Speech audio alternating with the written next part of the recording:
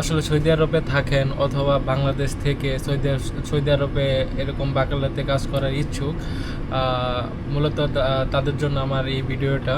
কারণ এরকম বাকালাতে আসলে আপনাদের ডিউটি কীরকম হবে, তারপর কেমন সুযোগ সুবিধা, স্যালারি কেমন হবে, এই প্রসঙ্গে আসলে সবাই অনেক ভালো আছেন। তো welcome to my brand new blog.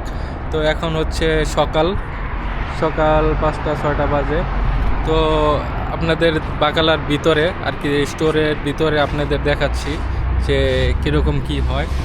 তো এটা হচ্ছে আমার স্টোর, এটা হচ্ছে ক্যাশ কাউন্টার, এইখানে আর কি সব কিছু করা হয়। তো প্রত্যেকটা বাকালাতে দুইটা জিনিস রয়েছে, যেমন এটা হচ্ছে একটা কম্পিউটার। এই কম্পিউটারটা মূলত হচ্ছে যারা স্টোরের ইনচার্জ আছে তারা মূলত এখানে টোটাল সব হিসাব টিসাব এইগুলো করা হয়। কী পরিমাণ মাল আসলো, কী পরিমাণ মাল সেল হলো, বা কোনো কিছু অর্ডার করার প্রয়োজন হলে তারা এখান থেকে সব কিছু করে। আর এই পাশে যেটা আছে এটা হচ্ছে ক্যাশ কাউন্টার।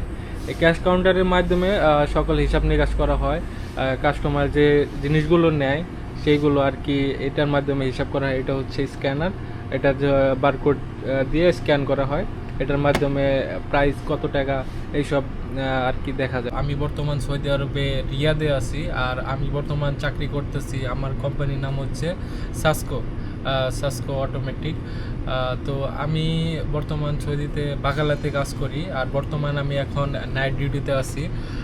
যারা মূলত নাইট ডিউটি করে বেশিরভাগ ক্ষেত্রে যাদের আর কি দোকানগুলো ছোট হয় তারা মূলত একা ডিউটি করে, যার কারণে আমি মূলত এখন একা ডিউটি করতেছি, আমার সাথে কেউ নেই। সৌদি আরবের যে বাকালাগুলো হয়, বাকালাগুলো মূলত হচ্ছে দিনরাত 24 ঘন্টায় খোলা থাকে। তার মানে হচ্ছে বাকালা কখনো বন্ধ করা হয় না। যেগুলো ছোট বাকালা আছে এইগুলো বেশিরভাগ ক্ষেত্রে একজন বা দুইজন বা তিনজন অধিক লোক দিয়ে থাকে। আর যেগুলো বড় স্টোর বাকালা, যেগুলো বড়, ওই ক্ষেত্রে ওই জায়গাগুলোতে একটু লোক বেশি থাকে। তো বর্তমানে যারা বাকালাতে আসতে চাচ্ছেন বা স্টোরে আসতে চাচ্ছেন, তো তাদের উদ্দেশ্যে আমি একটা কথা বলতে চাই। বিশেষ করে হচ্ছে বর্তমান সৌদির পরিস্থিতি খুব একটা বেশি ভালো না, আমি না আসার জন্য অনুরোধ করব। সে বাকালা আছে, তেমন মাহাত্তা আছে। মাহাত্তা বলতে পেট্রোল পাম্প আর কি, পেট্রোল পাম্পের সাথে এরকম বাকালাগুলো হয়ে থাকে বিশেষ করে। আর আমাদের বাকালাগুলোতে দুই সেক্টরের লোক নেয়, একটা হচ্ছে ক্যাশিয়ার, একটা হচ্ছে স্টোর ইনচার্জ।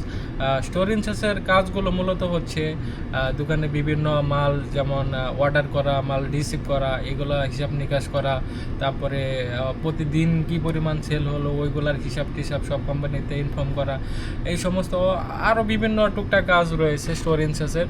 আর ক্যাশিয়ারের কাজ হচ্ছে আপনার হচ্ছে সামান বিক্রি করা, মালপত্র যা আছে কাস্টমার নিয়ে আসবে, কাউন্টারে আপনি সেল করবেন। আরও কাজ হচ্ছে আপনার যেমন মালগুলো সাজানো, সেলফ পরিষ্কার করা, এইসব টুকটাক অনেক কিছু হয়ে থাকে। আর তাছাড়া হচ্ছে আর স্টোর ইনচার্জের স্যালারি একটু বেশি হয়ে থাকে ক্যাশিয়ারের তুলনায়। আর ক্যাশিয়ারের স্যালারি হয়ে থাকে আপনার 1350 টাকার মতো। যেমন আমার কোম্পানি হচ্ছে সাসকো, আমাদের কোম্পানিতে ক্যাশিয়ারের বেতন হচ্ছে 1350 রিয়াল। এটা হচ্ছে বেসিক। যদি ওভার টাইম করানো হয়, অবশ্যই ওভার টাইম করানো হবে, কারণ আমাদের সাপ্তাহিক কোনো বন্ধ নেই। আমাদের ডিউটি মূলত বর্তমান 11 ঘন্টা। আমাদের কোম্পানি একটা ক্যাশিয়ারের স্যালারি রাখে 1350 রিয়ালের মতো, আর যে স্টোর ইনচার্জ আছে তার স্যালারি রাখে হচ্ছে 1750 রিয়াল, এরকম সামথিং। তবে অপার টাইমের উপর ভিত্তি করে কিছু টাকা বেশি পাওয়া যায়, যেমন 1350। আর হচ্ছে ফ্রাইডেতে অপার টাইম হয়, এই ক্ষেত্রে কিছু একটা বেশি পাওয়া যায়, যেমন খাওয়া খরচ আর কি চলে যাবে। তো আসলে মূলত যারা এই স্টোরে কাজ করতে চান তারা আসতে পারেন, তবে খুব একটা খারাপ হবে না। তবে একটা জিনিস মাথায় রাখবেন, এরকম স্টোরে কাজ করতে হলে আপনার কোনো সাপ্তাহিক বন্ধ পাবেন না, যার কারণে আপনাকে প্রতিদিনই কাজ করতে হবে। রেস্ট তেমন কোনো সময় পাওয়া যায় না। 11 ঘন্টা ডিউটি পরে আপনার হচ্ছে 11 ঘন্টার ডিউটির মধ্যে হচ্ছে আবার একটু খাওয়ার বিরতি আর কি, লাঞ্চ টাইম, যেমন 30 মিনিট 40 মিনিট।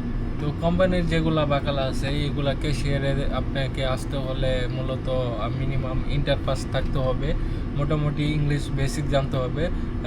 আর হচ্ছে তারা লোক নেওয়ার আগে ডেলিগেট একটা ইন্টারভিউ নেওয়া হবে।